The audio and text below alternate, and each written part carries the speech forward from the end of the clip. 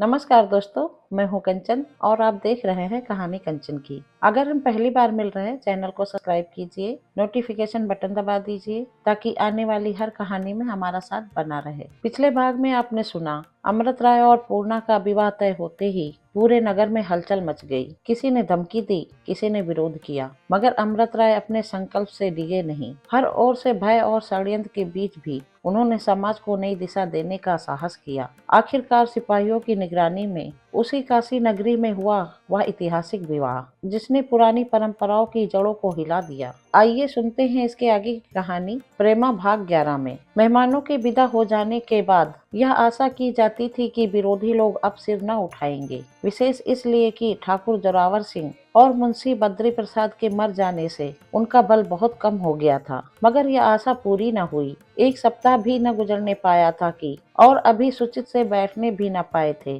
कि फिर वही दांत किलकिल शुरू हो गई। अमृत राय कमरे में बैठे हुए एक पत्र पढ़ रहे थे कि महाराज चुपके से आया और हाथ जोड़कर खड़ा हो गया। अमृत राय ने सर उठाकर उसको देखा तो मुस्कुराकर बोले, कैसे चले महाराज? महाराज, हुजूर जान बख्शी होए तो कहूँ। अमृत राय, शौक से कहो महाराज, ऐसा न हो कि आप रिसहे हो जाए। अमृत राय, बात तो कहो। महाराज, हुजूर डर लगता है। अमृत राय, क्या तनख्वाह बढ़वाना चाहते हो? महाराज, नहीं सरकार। अमृत राय, फिर क्या चाहते हो? महाराज, हुजूर हमारा इस्तीफा ले लिया जाए। अमृत राय, क्या नौकरी छोड़ोगे? महाराज, हाँ सरकार, अब हमसे काम नहीं होता। अमृत राय, क्यों? अभी तो मजबूत हो, जी चाहे तो कुछ दिन आराम कर लो, मगर नौकरी क्यों छोड़ो? महाराज, नहीं सरकार, अब हम घर को जाइब। अमृत राय, अगर तुमको यहाँ कोई तकलीफ हो तो ठीक ठीक कह दो, अगर तनख्वाह कहीं और इससे ज्यादा मिलने की आशा हो तो वैसा कहो। महाराज, हुजूर तनख्वाह तो आप देते हैं, कोई क्या माई का लाल देगा?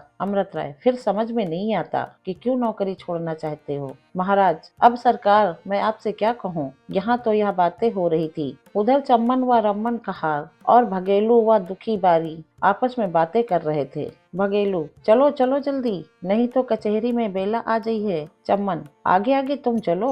भगेलू, हमसे आगू न चला जाइए। चम्मन, तब कौन आगू चले? भगेलू, हम केका बताई। रम्मन, कोई न चले आगू तो हम चलत है। दुखी, तय आगे एक बात कहती है, ना कोई आगू चले ना कोई पीछू। चम्मन, फिर कैसे चला जाए? भगेलू, सब साथ साथ चले। चम्मन, तुम्हार का पार। भगेलू, साथ चले माँ कौन हरज है। मम्मन, तब सरकार से बतियाए कौन? भगेलू, दुखी का खूब बतियाब आवत है की। अरे राम रे, मैं उनके ताई न जई हूँ, उनका देख के मोको मुतास हो आवत है। भगेलू, अच्छा को न चले तो हम आगू चलत है। सब के सब चले। सब बरामदे में पहुँचे तो भगेलू रुक गया। मम्मन, ठाढ़े काहे हो गए हो, चले चलो। भगेलू, अब हम न जइबे, हमार तो छाती धड़कत है। अमृत राय ने जो बरामदे में इनको साए साए बातें करते सुना तो कमरे से बाहर निकल आए और हंसकर पूछा, कैसे चले भगेलू? भगेलू का हियाव छूट गया, सिर नीचा करके बोला, हुजूर यह सब कहार आपसे कुछ कहने आए हैं। अमृत राय, क्या कहते हैं, यह सब तो बोलते ही नहीं। भगेलू कहारों से, तुमको जौन कुछ कहना होए सरकार से कहो। कहार भगेलू की इस तरह निकल जाने पर दिल में बहुत झल्लाए। चम्मन ने जरा तीखे होकर कहा, तुम काहे नहीं कहत हो, तुम्हार मुंह में जीभ ना ही है। अमृत राय, हम समझ गए, शायद तुम लोग इनाम मांगने आए हो। कहारों से अब सिवाय हाँ कहने के और कुछ न बन पड़ा। अमृत राय ने उसी दम 5 रुपए भगेलू के हाथ में रख दिया। जब यह सब फिर अपनी कोठरी में आए तो यूं बातें करने लगे। चम्मन, भगलुआ बड़ा बोदा है। रमन, असरीस लागत रहा कि खाए भरे न दे। दुखी, वहाँ जाए के ठकुरा सोहाती करे लागा। भगेलू, हमसे तो उनके सामने कुछ कहे ना गवा। दुखी, तब काहे को यहाँ से आगे आगे गया रहे हो? इतने में सुखई कहार लकड़ी टेकता खांचता हुआ पहुंचा और इनको जमा देखकर बोला, का भावा सरकार का कहेन? दुखी, सरकार के सामने जाए के सब गूंगे हो गए, कोई के मुंह से बात न निकली। भगेलू, सुखई दादा तुम नियाव करो, जब सरकार हंसकर इनाम दे लागे तब कैसे कहा जात कि हम नौकरी छोड़न आए हैं। सुखई, हम तो तुमसे पहले कही दिन की यहाँ नौकरी छोड़ के सब जने पछतई हो, अस भल मानुस कहूँ न मिले। भगेलू, दादा तुम बात लाख रुपया की कहत हो। चम्मन, एमा कौन झूठ है, अस मनी कहाँ मिले। रमन, आज 10 बरस रहत भय, मुद्दा आदि बात कबहू नहीं कहन। भगेलू, रीस तो उनके देह में छू नहीं गई, जब बात करत हैं हंसकर। मम्मन, भैया हमसे को कहत कि तुम 20 कलदार ले और हमारे यहाँ चल के काम करो तो हम सरकार का छोड़ के कहूँ न जाई। मुद्दा बिरादरी की बात ठहरी, हुक्का पानी बंद हो गवा तो फिर कह के द्वारे जाइब। ब्राह्मण, यही डर तो जान मारे डालते हैं। चम्मन, चौधरी कह गए हैं कि आज इनकेर काम न छोड़ दे हो तो टाट बाहर कर दीन जई हैं। सुखई, हम एक बार कह दीन कि पछतई हो, जस मनावे करो। 8 बजे रात को जब बाबू अमृत राय शहर के आए तो कोई टमटम थाने वाला न था। चारों ओर घूम घूम कर पुकारा मगर किसी की आहट न पाई। महाराज का हार साइज सभी चल दिए, यहाँ तक कि जो साइज उनके साथ था वह भी न जाने कहाँ लोप हो गया। समझ गए कि दुष्टों ने छल किया। घोड़े को आप ही खोलने लगे कि सुखई का हार आता दिखाई दिया। उससे पूछा, यह सब के सब कहाँ चले गए? सुखई खांस कर, सब छोड़ गए, अब काम न करेंगे। अमृत राय, तुम्हें कुछ मालूम है इन सबों ने क्यों छोड़ दिया? सुखई, मालूम काहे नहीं, इनके बिरादरी वाले कहते हैं इनके यहाँ काम मत करो। अमृत राय की समझ में पूरी बात आ गई कि विरोधियों ने अपना कोई और बस न चलते देखकर अब यह ढंग रचा है। अंदर गए तो क्या देखते हैं कि पूर्णा बैठी खाना पका रही है और बिल्लो इधर उधर दौड़ रही है। नौकरों पर दांत पीस कर रह गए। पूर्णा से बोले, आज तुमको बड़ा कष्ट उठाना पड़ा। पूर्णा हंसकर, इसे आप कष्ट कहते हैं? यह तो मेरा सौभाग्य है। पत्नी के आधारों पर मंद मुस्कान और आंखों में प्रेम देखकर बाबू साहब के चढ़े हुए तेवर बदल गए। भड़कता हुआ क्रोध ठंडा पड़ गया और जैसे नाक सूबी बाजे का शब्द सुनकर थिरकने लगता है और मतवाला हो जाता है, उसी भांत उस घड़ी अमृत राय का चित्त भी किलोले करने लगा। आओ देखा न ताओ, कोट पतलून जूते पहने हुए रसोई में बेधड़क घुस गए। पूर्णा हाँ हाँ करती रही मगर कौन सुनता है और उसे गले से लगा कर बोले, मैं तुमको यह न करने दूंगा। पूर्णा भी पति के नशे में बेसुध होकर बोली, मैं न मानूंगी। अमृत राय, अगर हाथों में छाले पड़े तो मैं जुर्माना ले लूंगा। पूर्णा, मैं उन छालों को फूल समझूंगी, जुर्माना क्यों देने लगी? अमृत राय, और जो सिर में धमक अमक हुई तो तुम जानना। पूर्णा, वाह, ऐसे सस्ते न छूटोगे, चंदन रगड़ना पड़ेगा। अमृत राय, चंदन की रगड़ाई क्या मिलेगी? पूर्णा, वाह, हंसकर, भरपेट भोजन करा दूंगी। अमृत राय, कुछ और न मिलेगा? पूर्णा, ठंडा पानी भी पी लेना। अमृत राय रिसिया कर, कुछ और मिलना चाहिए। पूर्णा, बस अब कुछ न मिलेगा। यहाँ अभी यही बातें हो रही थी कि बाबू प्राणनाथ और बाबू जीवननाथ आए। यह दोनों कश्मीरी थे और कॉलेज में शिक्षा पाते थे। अमृत राय का पशुपातियों में ऐसा उत्साही और कोई न था जैसे यह दोनों युवक थे। बाबू साहब का अब तक तो अर्थ सिद्ध हुआ था, वह इन्हीं परोपकारियों के परिश्रम का फल था और वो दोनों केवल जबानी बकवास लगाने वाले नहीं थे, वरन बाबू साहब की तरह वह दोनों भी सुधार का कुछ कुछ करतब कर चुके थे। यानी दोनों वीर थे जिन्होंने सहर्षों रुकावट और अधाओं को हटाकर विधवाओं से ब्याह किया था। पूर्णा की सखी रामकली अपनी मर्जी से प्राणनाथ के साथ विवाह करना स्वीकार किया था और लक्ष्मी के माँ बाप जो आगरे के बड़े प्रतिष्ठित रईस थे, जीवननाथ से उसका विवाह करने के लिए बनारस आए थे। ये दोनों अलग अलग मकान में रहते थे। बाबू अमृत राय उनके आने की खबर पाते ही बाहर निकल आए और मुस्कुराकर पूछा, क्यों, क्या खबर है? जीवननाथ, यह आपके यहाँ सन्नाटा कैसा? अमृत राय, कुछ न पूछो भाई। जीवननाथ, आखिर ये दर्जन भर नौकर कहाँ समा गए? अमृत राय, सब जहन्नुम चले गए। जालिमों ने उन पर बिरादरी का दबाव डालकर यहाँ से निकलवा दिया। प्राणनाथ ने ठट्ठा लगाकर कहा, लीजिए, यह भी वह ढंग है। अमृत राय, क्या तुम लोगों के यहाँ भी यही हाल है? प्राणनाथ, जनाब, इससे भी बदतर। कहारी सब छोड़ भागे। जिस कुएं से पानी आता था वहाँ कई बदमाश लठ लिए बैठे हैं, कोई पानी भरने आए तो उसकी गर्दन तोड़ दे। जीवननाथ, अजी, वह तो कहो कुशल होए कि पहले से पुलिस का प्रबंध कर लिया, नहीं तो इस वक्त शायद अस्पताल में होते। अमृत राय, आखिर अब क्या किया जाए, नौकरों के बिना कैसे काम चलेगा? प्राणनाथ, मेरी तो राय है कि आप ही ठाकुर बनिए और आप ही चाकर। जीवननाथ, तुम तो मोटे ताजे हो, कुएं से 10-20 कल से पानी खींच ला सकते हो। प्राणनाथ, और कौन कहे कि आप बर्तन भाड़े नहीं मांज सकते? अमृत राय, अजी, अब ऐसे कंगाल भी नहीं हो गए हैं, 2 नौकर अभी भी हैं, जब तक इनसे थोड़ा बहुत काम लेंगे। आज इलाके पर लिख भेजता हूँ, वहाँ 2-4 नौकर आ जाएंगे। जीवननाथ, यह तो आपने अपना इंतजाम किया, हमारा काम कैसे चले? अमृत राय, बस आज ही यहाँ उठाओ चटपट। जीवननाथ, यह तो ठीक है, और फिर यहाँ इतनी जगह कहाँ है? अमृत राय, वह दिल से राजी है, कई बेर कह चुकी है कि अकेली जी घबराता है, यह खबर सुनकर फूली न समाएगी। जीवननाथ, अच्छा, आप यहाँ तो टोह लूं। प्राणनाथ, आप भी आदमी है या घनचकर, यहाँ टोह लूं वहाँ टोह लूं, भल मनसई चाहो तो बग्घी जोत कर ले चलो, दोनों प्राणियों को यहाँ लाकर बैठा दो, नहीं तो जाओ टोह लिया करो। और क्या, ठीक तो कहते हैं, रात ज्यादा जाएगी तो फिर कुछ बनाए ना बनेगी। जीवननाथ: अच्छा, जैसी आपकी मर्जी। दोनों युवक अस्तबल में गए, घोड़ा खोला और गाड़ी जोत कर ले गए। इधर अमृत राय ने आकर पूर्णा से यह समाचार कहा। वह सुनते ही प्रसन्न हो गई और इन मेहमानों के लिए खाना बनाने लगी। बाबू साहब ने सुखई की मदद से 2 कमरे साफ करवाए, उनमें मेज, कुर्सियां और दूसरी जरूरत की चीजें रखवा दी। कोई 9 बजे होंगे कि सवारियां आ पहुंची। पूर्णा उनसे बड़े प्यार से गले मिली और थोड़ी ही देर में तीनों सखियां बुलबुल की तरह चहकने लगी। रामकली पहले जरा छेपी, मगर पूर्णा की 2-4 बातों ने उसका हियाव भी खोल दिया। थोड़ी देर में भोजन तैयार हो गया और तीनों आदमी रसोई पर गए। इधर 4-5 बरस से अमृत राय दाल भात खाना भूल गए थे। कश्मीरी बावर्ची तरह तरह का सालना, अनेक प्रकार के मांस खिलाया करता था और यद्यप जल्दी से पूर्णा सिवाय सादे खाने के और कुछ न बना सकी थी, मगर सबने इसकी बड़ी प्रशंसा की। जीवननाथ और प्राणनाथ दोनों कश्मीरी ही थे, मगर वह भी कहते थे कि रोटी दाल ऐसी स्वादिष्ट हमने कभी नहीं खाई। रात तो इस तरह कटी। दूसरे दिन पूर्णा ने बिल्लो से कहा कि जरा बाजार से सौदा लाओ तो हम आज मेहमानों को अच्छी अच्छी चीजें खिलाऊं।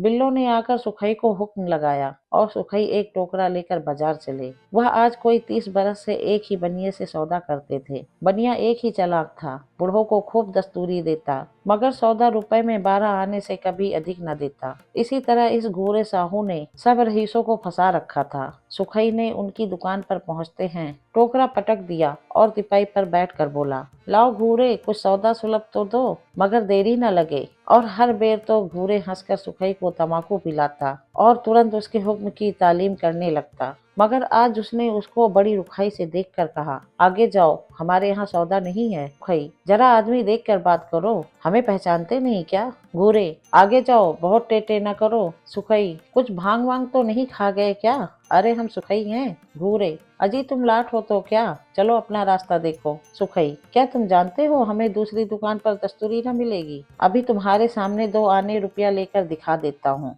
घूरे: तुम सीधे से जाओगे कि नहीं? दुकान से हटकर बात करो। बेचारा सुखई साहू की सह रुखाई पर आश्चर्य करता हुआ दूसरी दुकान पर गया। वहाँ भी यही जवाब मिला। तीसरी दुकान पर पहुंचा, यहाँ भी वही धुतकार मिली। फिर तो उसने सारा बाजार छान डाला, मगर कहीं सौदा न मिला। किसी ने उसे दुकान पर खड़ा तक होने न दिया। आखिर झक मारकर अपना मुंह लिए लौट आया और सब समाचार कहा, मगर नमक मसाले बिना कैसे काम चले। बिल्लो ने कहा, अब की मैं जाती हूँ, देखूं कैसे कोई सौदा नहीं देता। मगर वह हाथे ज्यों ही बाहर निकली कि एक आदमी उसे इधर उधर टहलता दिखाई दिया। बिल्लो को देखते ही वह उसके साथ हो लिया और जिस जिस दुकान पर बिल्लो गई वहाँ भी परछाई की तरह साथ लगा रहा। आखिर बिल्लो भी बहुत दौड़ धूप कर हाथ झुलाते लौट आई। बेचारी पूर्णा ने हार कर सादे पकवान बनाकर धर दिए। बाबू अमृत राय ने जब देखा कि द्रोही लोग इसी तरह पीछे पड़े तो उसी दम लाला धनुर्धारी को तार दिया कि आप हमारे यहाँ 5 रसोइया खिदमतगार भेज दीजिए। लाला साहब पहले ही समझे हुए थे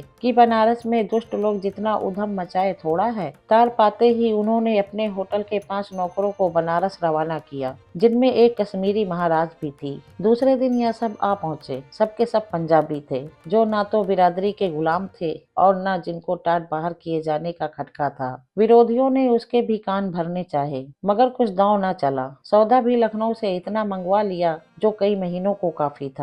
जब लोगों ने देखा इन शरारतों से अमृत राय को कुछ हानि नहीं पहुंची, तो और भी चाल चले। उनके मुवक्किलों को बहकाना शुरू किया कि वह तो ईसाई हो गए हैं, साहबों के संग बैठकर खाते हैं, उनको किसी जानवर के मांस से विचार नहीं है, एक विधवा ब्राह्मणी से विवाह कर लिया है, उनका मुंह देखना, उनसे बातचीत करना भी शास्त्र के विरुद्ध है। मुवक्किलों में बहुधा करके देहातों के राजपुर ठाकुर और भुइहार थे, जो यहाता अविदा की काल कोठरी में पड़े हुए थे। यह नए जमाने का चमत्कार ने उन्हें चौंधिया दिया था। उन्होंने जब यह सब ऊट पटांग बातें सुनी तब वो बहुत बिगड़े, बहुत झल्लाए और उसी दम कसम खाई कि अब चाहे जो हो, इस अधर्मी को कभी मुकदमा न देंगे। राम राम, इसको वेद शास्त्र का तनिक विचार नहीं भया कि चट एक राण को घर में बैठा लिया। छी छी, अपना लोक परलोक दोनों बिगाड़ दिया। ऐसा ही था तो हिंदू के घर में काहे को जन्म लिया था, किसी चोर चंडाल के घर जन्मे होते, बाप दादा का नाम मिटा दिया। ऐसी ही बातें कोई 2 सप्ताह तक उनके मुवक्किलों में फैली। जिसका परिणाम यह हुआ कि बाबू अमृत राय का रंग फीका पड़ने लगा। जहाँ मारे मुकदमों के सांस लेने का अवकाश न मिलता था, वहाँ अब दिन भर हाथ पर हाथ धरे बैठे रहने की नौबत आ गई। यहाँ तक कि तीसरा सप्ताह कोरा बीत गया और उनको एक भी अच्छा मुकदमा न मिला। जज साहब एक बंगाली थे। अमृत राय के परिश्रम और तीव्रता, उत्साह और चपलता ने जज साहब की आंखों में उन्होंने बड़ी प्रशंसा दे रखी थी। वह अमृत राय की बढ़ती हुई वकालत को देख देख समझ गए थे कि थोड़ी ही दिनों में यह सब वकीलों का सभापति हो जाएगा। मगर जब 3 हफ्ते में उनकी सूरत न दिखाई दी, तब उनको आश्चर्य हुआ। सरिश्तेदार से पूछा कि आजकल बाबू अमृत राय कहाँ हैं? सरिश्तेदार साहब जात के मुसलमान और बड़े सच्चे साफ आदमी थे। उन्होंने सारा ब्यौरा जो सुना था कह सुनाया। जज साहब सुनते ही समझ गए कि बेचारे अमृत राय सामाजिक कामों में अग्रणी बनने का फल भोग रहे हैं। दूसरे दिन उन्होंने खुद अमृत राय को इल्जास पर बुलाया और देहाती जमींदारी के सामने उनसे बहुत देर तक इधर उधर की बातें की। अमृत राय भी हंस हंस कर उनकी बातों का जवाब देते रहे। इस बीच में कई वकीलों और वरिष्ठर जज साहब को दिखाने के लिए कागज पत्र लाए, मगर साहब ने किसी की ओर ध्यान नहीं दिया। जब वह चले तो साहब ने कुर्सी से उठकर हाथ मिलाया और जरा जोर से बोले, बहुत अच्छा, बाबू साहब जैसे आप बोलता है इस मुकदमे में वैसा ही होगा। आज सब कचहरी बर्खास्त हुई तो उन जमींदारों ने जिनके मुकदमे आज पेश थे यूं गले चौड़ होने लगी। ठाकुर साहब पगड़ी बांधे मूछें खड़ी किए, मोटा सा लद हाथ में लिए आज जज साहब अमृत राय से खूब खूब बतियात रहे। मिश्रा जी सिर घुटवाए, टीका लगाए, मुंह में तमाकू दबाए और कंधे पर अंगोछा रखे खूब बतियावत रहा मानो वो अपने मित्र से बतियावे। ठाकुर अमृत राय कस हंस हंस मुंडी हिलावत रहा। मिश्रा जी बड़े आदमियन का सब जगह आदर होत है। ठाकुर जब लो दोनों बतियात रहे तब तलुक को वकील आए, बाकी सबे को की ओर तनिक नहीं ताकिन। मिश्रा जी हम कहे देत है तुम्हार मुकदमा उन्हीं के राय में चले, सुनत रहो कि नाही। जब अमृत राय चले गए तो जज साहब कहन की इस मुकदमे में वैसा ही होगा। ठाकुर सुना काहे नहीं, बाकी फिर कौ करी। मिश्रा जी इतना तो हम कहत हैं, अस वकील पृथ्वी भर में नाही ना। ठाकुर कस बहस करत है मानो जिह्वा पर सरस्वती बैठी होए, उनका बराबरी करिया आज को नाही है। मिश्रा जी मुद्दा साई सोई गवा, राण से ब्याह के हिस। ठाकुर इतने तो बीच पड़ा है, अगर उनका वकील किहे होइत तो बाजी बद के जीत जाये। इसी तरह दोनों में बातें हुई और दिया में बत्ती पड़ते पड़ते दोनों अमृत राय के पास गए और उनसे मुकदमे की कुल रुई दाद बयान की। बाबू साहब ने पहले ही समझ लिया था कि इस मुकदमे में कुछ जान नहीं है, इस पर उन्होंने मुकदमा ले लिया और दूसरे दिन यही योग्यता से बहस की कि दूसरी ओर से वकील मुख्तियार खड़े मुंह ताकते रह गए। आखिर जीत का सेहरा भी उन्हीं के सिर रहा। जज साहब उनकी वक्तृता पर ऐसे प्रसन्न हुए कि उन्होंने हंसकर धन्यवाद दिया और हाथ मिलाया। बस अब क्या था, एक तो अमृत राय यूं ही प्रसिद्ध थे, उस पर जज साहब का यह बर्ताव और भी सोने पर सुहागा हो गया। वह बंगले पर पहुंचकर चैन से बैठने भी न पाए थे कि मुवक्किलों के दल आने लगे और 10 बजे रात तक यही तांता लगा रहा। दूसरे दिन से उनकी वकालत पहले से भी अधिक चमक उठी। विद्रोहियों जब देखा कि हमारी चाल भी उल्टी पड़ी तो और भी दांत पीसने लगे। अब मुंशी बद्री प्रसाद तो थे ही नहीं कि उन्हें सीधी बातें बताए और न ठाकुर थे कि कुछ बहुबल का चमत्कार दिखाए। बाबू कमला प्रसाद अपने पिता के सामने ही से इन बातों में अलग हो गए थे, इसलिए विद्रोहियों को अपना और खुद बस न देखकर पंडित भृगुदत्त का द्वार खटखटाया। उनसे कर जोड़ कर कहा कि महाराज कृपा सिंधु, अब भारतवर्ष में महा उत्पात और घोर पाप हो रहा है। अब आप ही चाहो तो उसका उद्धार हो सकता है। सिवाय आपके इस नौका को पार लगाने वाला इस संसार में कोई नहीं है महाराज। अगर इस समय पूरा बल न लगाया तो फिर इस नगर के वासी कहीं मुंह दिखाने के योग नहीं रहेंगे।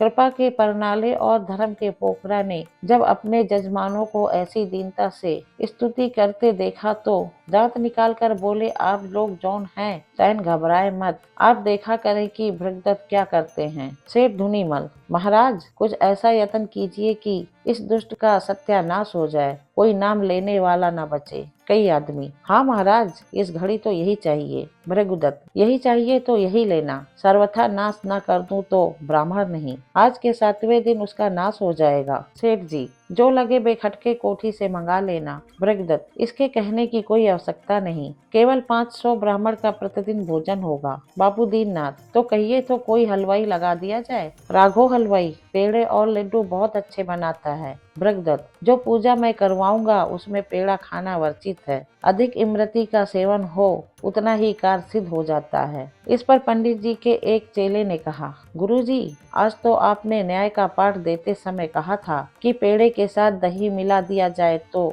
उसमें कोई दोष नहीं रहता। भृगुदत्त हंसकर, हाँ हाँ, अब स्मरण हुआ। मनु जी ने इस श्लोक में इस बात का प्रमाण दिया था। दीननाथ मुस्कुराकर, महाराज, चेला तो बड़ा तीव्र है सेठ जी, यह अपने गुरु जी से बाजी ले जाएगा। भृगदत्त, अब की इसने यह यज्ञ में 2 सेर पूरियां खाई, उस दिन से मैंने इसका नाम अंतिम परीक्षा में लिख दी। चेला, मैं अपने मन से थोड़ी ही उठा, अगर जजमान हाथ जोड़कर उठा न देते तो अभी शेर भर और खा के उठता। दीनानाथ, क्यों ना हो तो पटे, जैसे गुरु वैसा चेला। सेठ जी, महाराज, अब हमको आज्ञा दीजिए, आज हलवाई आ जाएगा, मुनीम जी भी उनके साथ लगे रहेंगे। जो 100-200 का काम लगे मुनीम जी से फरमा देना, मगर बात तब है कि आप भी इस विषय में जान लड़ा देना। पंडित जी ने सिर का कद्दू हिलाकर कहा, इसमें आप कोई खटका न समझिए, 1 सप्ताह में अगर दुष्ट का नाम नाश न हो जाए तो भृगदत्त नहीं। अब आपको पूजन की विधि भी बता ही दूं। सुनिए, तांत्रिक विद्या में एक मंत्र ऐसा भी है जिसमें जगाने से बैरी की आयु क्षीण हो जाती है।